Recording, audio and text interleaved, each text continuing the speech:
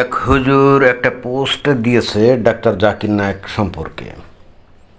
এখানে এটা হুজুর নিজে দিয়েছে না কি জানি, কিন্তু তার বক্তব্য যা দেখলাম চিন্তা করলাম যে এটা নিয়ে একটা ভিডিওর অবতারণা করা যায়।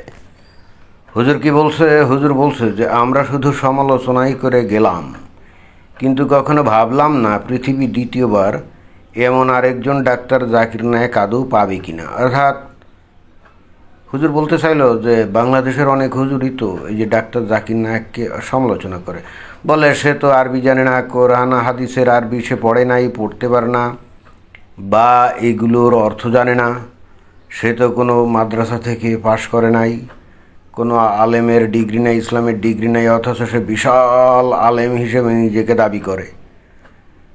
তো এটা হলো তার বক্তব্য। তারপর বলছে যে ডাক্তার জাকির নায়েক আল্লাহর পক্ষ থেকে আমাদের জন্য এক বিশেষ উপহার ছিল। তো এত কথা এত বক্তব্য কে দিল যে এখানে আছে সাদ্দাম হুসাইন সালমান, লেখক ও আলোচক।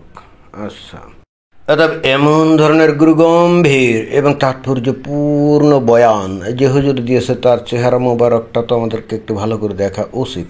এই জন্যে আমি এই যে দেখেন যে এটাকে একটু এনলার্জ করে দিলাম যাতে তার চেহারা মোবারক ভালো করে দেখা যায়। দেখছেন কি সুন্দর সুন্নতি লম্বা দাড়ি, একেবারে বেশ ভালো হ্যান্ডসাম হুজুর, তাই না? বলাই যায় জাকির নায়েক সম্পর্কে দুর্দান্ত মন্তব্য করেছে। এখন কেন করেছে সে ভালো করে জানে, বাট আমি চিন্তা করলাম এ কথাগুলো একটু ব্যাখ্যা বিশ্লেষণ করা যায়। তবে অতীব দুঃখের সঙ্গে আমাকে জানাতেই হচ্ছে যে এই হুজুরের বয়ানের সাথে আমি একমত হতে পারি নাই। এই হুজুর কি বলল যে ডাক্তার জাকির নায়েক আল্লাহর পক্ষ থেকে আমাদের জন্য এক বিশেষ উপহার ছিল। আমি ঠিক জানি না যে কোন ভিত্তিতে এই হুজুর এই কথা বলল। আমি দেখলাম যে এই হুজুরের সাথে আমি একমত হতেই পারলাম না। তার মানে ডাক্তার জাকির নায়েক যে আসলেই মুসলমানদের জন্য কোনো উপহার ছিল, এটা আমার কাছে যদি মনে নাও হয়, কিন্তু এটা আমি অবশ্যই জানি যে গোটা অন্তত বাংলাদেশের মুমিন মুসলমান যারা একটু শিক্ষিত টাইপের, অ্যাটলিস্ট যারা নিজেদেরকে শিক্ষিত দাবি করে, বিশ্ববিদ্যালয় কলেজের থেকে হয়তো ডিগ্রি নিয়েছে, তারা বলবে যে আমি এটা কী ধরনের কথা বললাম। অর্থাৎ অন্য কথায় তারা কিন্তু ব্যাপকভাবে এই ডাক্তার জাকির নায়েকের সমর্থনকারী, এবং হুজুর যে এখানে যে স্টেটমেন্টটা দিয়েছে তারাও কিন্তু একই স্টেটমেন্ট দিবে আমি নিশ্চিত। বাট আপনারা যদি দেখেন যে বর্তমানে যে উপমহাদেশের মুসলমানরা যে প্রচণ্ড রকমভাবে জ্ঞান বিমুখ, বিজ্ঞান বিমুখ, প্রযুক্তি বিমুখ, অর্থাৎ জ্ঞানবিদ্যা অর্জনের জন্যে এদের কোনো উৎসাহ আগ্রহ এগুলো কোনো কিছুই নেই। এর জন্যে যদি আপনারা যদি কারণ খুঁজতে যান তাহলে দেখবেন যে তার জন্য এই ডাক্তার জাকির নায়েক একটা অন্যতম কারণ এই ব্যক্তিটা ওই গত শতকের লাস্টের দশক এবং পরবর্তীতে এই একবিংশ শতাব্দীর প্রথম এবং দ্বিতীয় দশক পর্যন্ত যেভাবে কোরআনের মধ্য থেকে বিজ্ঞানের খনি বের করছে এবং দুনিয়ায় ইহুদি নাসারা কাফেরা যত জ্ঞান বিজ্ঞান অর্জন করছে তার সব কিছুই ডাক্তার জাকির নায়েক কিন্তু কোরআনের আয়াতের মধ্যে খুঁজে পেয়েছে। এখন আপনারা অনেকে মনে করতে পারেন যেটা তো খুবই ভালো কথা, এটা তো কোরআনের সত্যতা নির্ধারণের একটা অপূর্ব পদ্ধতি। হ্যাঁ, আপনারা এটা বিশ্বাস করতে পারেন, কিন্তু আপনাকে খেয়াল করতে হবে ঘটনা যদি এরকম হয় এবং দুনিয়ার সমস্ত বিজ্ঞান যদি কোরআনের মধ্যে থাকে, জ্ঞান বিজ্ঞান কোরআনের মধ্যে থাকে, তাহলে মুমিন মুসলমানরা কি আর কোশ্চিন কালেও বিজ্ঞান বই থেকে আর বিজ্ঞান খুঁজে বার করবে বা বিজ্ঞান জানার চেষ্টা করবে, প্রযুক্তিগত জ্ঞান জানার চেষ্টা করবে? না, সেইটা কিন্তু আর করবে না। ফলাফল কী হবে? এরা হবে বিজ্ঞান এবং প্রযুক্তি জ্ঞান শূন্য। কিন্তু অ্যাট দ্য সেম টাইম তারা আবার প্রযুক্তির ব্যবহার করবে, কিন্তু সেটা নিজেরা তৈরি করে না, ইহুদি নাসারা কাফেররা তৈরি করলে সেইটা হয়তো ব্যবহার করে সেই ইহুদি নাসারাদের বিরুদ্ধেই কিন্তু গীবত গাইবে এবং অকৃতজ্ঞ হবে।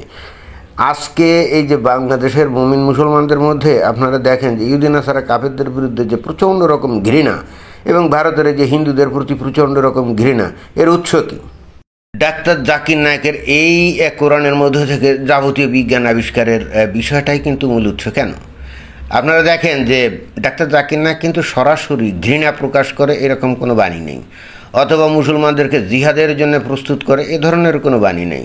সে কিন্তু কখনোই মুসলমানদেরকে আহ্বান জানায় নাই যে হে মুসলমানরা, তোমরা ইহুদি নাসারা খ্রিস্টান মুশরিক মুনাফিক কাফের মুরতাদের বিরুদ্ধে জিহাদ করো, তাদের কল্লা ফেলে দাও। এই ধরনের বক্তব্য কি দিয়েছে? না, কখনোই সেটা দেয় নাই। কিন্তু যে কাণ্ডটা করছে সেটা কি? কোরআনের মধ্যে দুনিয়ার যত জ্ঞান বিজ্ঞান এ পর্যন্ত যা আবিষ্কৃত হয়েছে সব কিছু কোরআনের মধ্যে খুঁজে পেয়েছে। এর ফলাফল এবং মাহাত্ম্য কী? মাহাত্ম্য কিন্তু ভয়ঙ্কর। আজকে থেকে 1450 বছর আগে আরবের মরুভূমিতে, যেখানে লোকজন চুরি ডাকাতি এগুলো ছাড়া আর কিছুই জানতো না, তারপরে যে পশুপালন টালন করতো, তাই না? আমরা তো জানি তারা অসভ্য ছিল। ইসলামে যাদেরকে বলা হয় আয়ামে জাহিলিয়ার যুগ, তাই না? তো সেই রকম একটা সমাজে হঠাৎ করে একজন নিরক্ষর ব্যক্তি, যাকে বলা হচ্ছে মুহাম্মদ, ইসলামে যাকে নবী হিসেবে অভিষিক্ত করা হচ্ছে, তো উনি যদি একটা কিতাব হাজির করে বলেন যে এটা আল্লাহর কাছ থেকে আনছি, এটা তো কেউ বিশ্বাস করবে না, কারণ উনি তো লেখাপড়া জানেন না। উনি তাহলে কীভাবে আল্লাহর কাছ থেকে একটা কিতাব উনি আনতে পারেন? এখন কথা হচ্ছে, পরবর্তীতে আজকে এই 1450 বছর পরে এসে যদি সেই কিতাবের মধ্যে দুনিয়াতে যত যে জ্ঞান বিজ্ঞান আবিষ্কৃত হয়েছে সব যদি ওই কোরআনের মধ্যে পাওয়া যায়, তাহলে স্বাভাবিকভাবে মানুষ কিন্তু বিস্মিত হবে যে 1450 বছর আগে আরবের মরুভূমিতে এই কিতাবে এই ধরনের জ্ঞান বিজ্ঞান যেগুলো নাকি আজকে আবিষ্কৃত হলো, হাউ ওয়াজ ইট পসিবল, এটা কিভাবে সম্ভব ছিল? তখন কিন্তু মানুষ মনে করবে যে তাহলে তো এই কিতাব সত্যি সত্যি আল্লাহর কাছ থেকে, মানে সৃষ্টিকর্তার কাছ থেকে আসবে। এই বিশ্বাসটা এখন অতঃপর এই উপমহাদেশীয় মুসলিমদের যে শিক্ষিত সম্প্রদায় আছে না, যারা বিজ্ঞান পড়ে, যারা ডাক্তারি পড়ে, যারা ইঞ্জিনিয়ারিং পড়ে, তাদের মধ্যেও কিন্তু দৃঢ়ভাবে প্রথিত হয়েছে। তারা কিন্তু গভীরভাবে কখনো ব্যাখ্যা বিশ্লেষণ বা খুঁজতে যায় নাই ডাক্তার জাকির নায়েক যে দাবি টাবিগুলো করছে এগুলো আদৌ সত্য নাকি মিথ্যা। কারণ তারা তো এমনিই মুসলিম ঘরে জন্ম, তারা তো বসেই আছে, তাদের কোরআনের মধ্যে দুনিয়ার সব জ্ঞান বিজ্ঞান আছে, এই ধরনের কেউ দাবি টাবি করুক, তারা তো সেটা কিন্তু অন্ধভাবে বিশ্বাস করবে, এগুলো পরীক্ষা নিরীক্ষা করতে যাবে না। ফলাফল হচ্ছে এই শিক্ষিত সম্প্রদায় যাদেরকে বলি, এই মুসলিমদের মধ্যে হতে, তারা যেমন একদিকে জ্ঞানবিমুখ হয়েছে, তেমনিভাবে যারা ইসলামকে একমাত্র সত্য ধর্ম এবং একমাত্র পথ হিসাবে গণ্য করছে, যখন তারা 100% নিশ্চিত হয়েছে এই জ্ঞান বিজ্ঞান কোরআনের মধ্যে আছে, এই স্টেটমেন্ট থেকে যে এইটা আল্লাহর কাছ থেকে ছাড়া আসতেই পারে না, তাহলে শুধুমাত্র জ্ঞান বিজ্ঞান সমৃদ্ধ যে কথিত আয়াত, এইটাই যে আল্লাহর বাণী তা তো না। ওখানে তো জিহাদের বাণী আছে, ওখানে অমুসলিমদেরকে ঘৃণা করার কথা বলা আছে, অমুসলিমদেরকে নিকৃষ্ট প্রাণী এ সমস্ত কথা বলা আছে না। ওই যে সূরা বাইনার যে 6 নম্বর আয়াতে বলা আছে না যে অমুসলিম যারা সব নিকৃষ্ট প্রাণীর চাইতে অধম। আর জিহাদের বাণী যে সূরা তাওবার 5 নম্বর এবং 29 নম্বর আয়াতে আছে না, যদি ইসলাম গ্রহণ না করে তাহলে তাদের বিরুদ্ধে যুদ্ধ করতে হবে, এই সমস্ত বিষয়গুলো আছে না। তো একবার এক মুমিন মুসলমানের কাছে যদি কোরআন অভ্রান্তভাবে দৃঢ়ভাবে প্রমাণিত হয় যে এটা সত্যি আল্লাহর কাছ থেকে আসছে, তাহলে সে খালি বিজ্ঞান সমৃদ্ধ কথিত আয়াতগুলোই খালি গ্রহণ করবে না, সে তো তখন ওই জিহাদ সম্পর্কিত আয়াতের বিধানগুলোও তো গ্রহণ করবে, কি করবে না? তখন তার দায়িত্ব কি হয়ে দাঁড়াবে? জিহাদ করা, এবং মনে করবে এর মধ্যেই মুক্তি, এবং এটা করতে গেলে যদি শহীদ মানে মারা যায়, শহীদ হয়ে সোজা বেহেশতে যাবে। কি বিষয়টা তাই দাঁড়ায় না? এই যে উপমহাদেশে মুসলমানদের মধ্যে প্রচণ্ড রকম যে ধর্মান্ধতা, মূলবাদিতা, যাদেরকে আবার অন্যভাবে বলা হয় যে তারা সন্ত্রাসবাদিতায় আকৃষ্ট হয়ে গেছে। এই যে 2 দিন আগে শুনলাম যে বাংলাদেশের একটা ছেলে সে দুবাই যাওয়ার কথা বলে ওই আফগানিস্তানে গিয়ে টিটিপিতে যোগদান করে পাকিস্তানি সৈন্যদের সাথে যুদ্ধ করতে গিয়ে মারা গেছে। তো এই ছেলেটা কী কারণে গেছে? ও নিশ্চিতভাবে কোরআন আল্লাহর বাণী এবং কোরআনের মধ্যে যে জিহাদের নির্দেশ আছে এটা পালন করতে হবে, এটা অভ্রান্তভাবে ধরে নিয়েই তো সে এই কাজটা করছে, অন্যথায় তো তারা এই কাজ করতো না। এবং এছাড়া খালি ওই একজন কেন, আরও কতজন এরকম গেছে তার কোনো ঠিক আছে? অবশ্যই ঠিক নেই, আরও বহু লোক গেছে, তাই না? তো তাহলে এই যে এটা তো যারা চলে গেছে তাদের কথা, বাট যারা নাকি ভদ্র সভ্যভাবে সমাজে ঘোরে তাদের মন মানসিকতা কি? তারাও কি উদার নাকি? তারা কি ধর্ম নিরপেক্ষ নাকি? না, তারাও কোনোটাই না, তারাও প্রচণ্ড ধর্মান্ধ, এবং ভিতরে ভিতরে তারা অমুসলিমদের প্রতি প্রচণ্ড ঘৃণা বিদ্বেষ পোষণ করে, এবং দরকার হলে তারাও কিন্তু জিহাদে যোগদান করতে রাজি। আর যদি সেটা নাও পারে, যারা জিহাদ করে তাদেরকে কিন্তু টাকা পয়সা দিয়ে সাহায্য করে। তো এই মন মানসিকতা কোথা থেকে হয়েছে? কোরআন অভ্রান্ত এবং আল্লাহর কাছ থেকেই আসছে, এইটা যখন দৃঢ়ভাবে বিশ্বাস করছে তারপরেই তো হয়েছে, তাই না? তো এই বিশ্বাস করার পথে ডাক্তার জাকির নায়কই তো সবচেয়ে বেশি কাজ করেছে, তাই না? এবার বুঝতে পারছেন, ডাক্তার জাকির নায়ককে যে অভিযুক্ত করা হয়েছিল হোলি আর্টিজানে, যারা নাকি ওই যে বিদেশিদেরকে হত্যা করছিল, তাদের মধ্যে 2-3 জন ডাক্তার জাকির নায়কের ভক্ত ছিল না? এবং অনেকে আশ্চর্য হচ্ছিল, ডাক্তার জাকির নায়ক তো জিহাদের কথা বলে না, গিয়ে কাউকে হত্যা করার কথা বলে না, তাহলে জাকির নায়কের ভক্ত হয়ে ওরা ওখানে হত্যা করতে কেন গেল? এইবার বুঝছেন কেন গেল? কারণ কোরআনকে যদি আপনি অভ্রান্ত আল্লাহর বাণী মনে করেন, তাহলে শুধুমাত্র ডাক্তার জাকির নায়ক যে বাণীগুলো থেকে বিজ্ঞান আবিষ্কার করলো সেটাই যে একমাত্র খাঁটি বাণী তা তো না। অন্যান্য জিহাদের বাণী, অমুসলিমদের ব্যাপারে যে ঘৃণা বিদ্বেষের বাণী, এগুলোও তো তখন আল্লাহর বাণী, এবং সেগুলোও তো মানাটা আবশ্যক হয়ে যায় না একজন মুমিন মুসলমানের জন্যে? আর তখনই তারা যখন অ্যাকশনে যায় এই বাণীকে অনুসরণ করে, তখনই তো বুঝতে পারছেন ঘটনা কী দাঁড়ায়।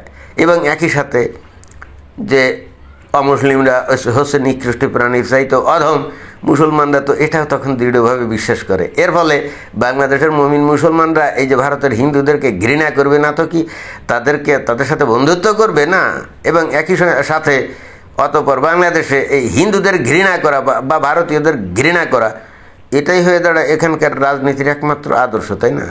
এটা কি এমনি এমনি নাকি? এই ডাক্তার জাকির নায়কের কারণেই। এই জন্যে আমি বলছি যে ডাক্তার জাকির নায়ক এই যে মুসলমানদের জন্য, অন্তত অ্যাটলিস্ট উপমহাদেশীয় মুসলমানদের জন্য কখনোই আল্লাহর তরফ থেকে রহমত ছিল আমার তো মনে হয় না। বরং আজকে এই মুসলমানরা জ্ঞানে বিজ্ঞানে পিছিয়ে তো এমনিই গেছে, এবং আমার ধারণা কমসে কম 100 বছর লাগবে এটা ওভারকাম হতে। 100 বছর পরে হয়তো মুসলমানরা আবার নববলে বলিয়ান হয়ে জ্ঞান বিজ্ঞানের দিক হয়তো ধাবিত হতে পারে, কিন্তু ক্ষতি যা করার তা তো করে দিয়ে গেছে। কারণ এই 100 বছরে অমুসলিমরা তো আর বসে থাকবে না, তারা তো আরও অনেক দূরে এগিয়ে যাবে নাকি? ফলাফল মুসলমানদের পুরা 12টা। এখন এইটা মুসলমানরা কতটা বোঝে আমি জানি না। আমি তো আসলে তাদেরকে জাগানোর জন্য আমার ভিডিওগুলো করি, তারা কি এটা বোঝে নাকি আমার ভিডিও শুনে আরও খেপে যায় বুঝলাম না। ধন্যবাদ।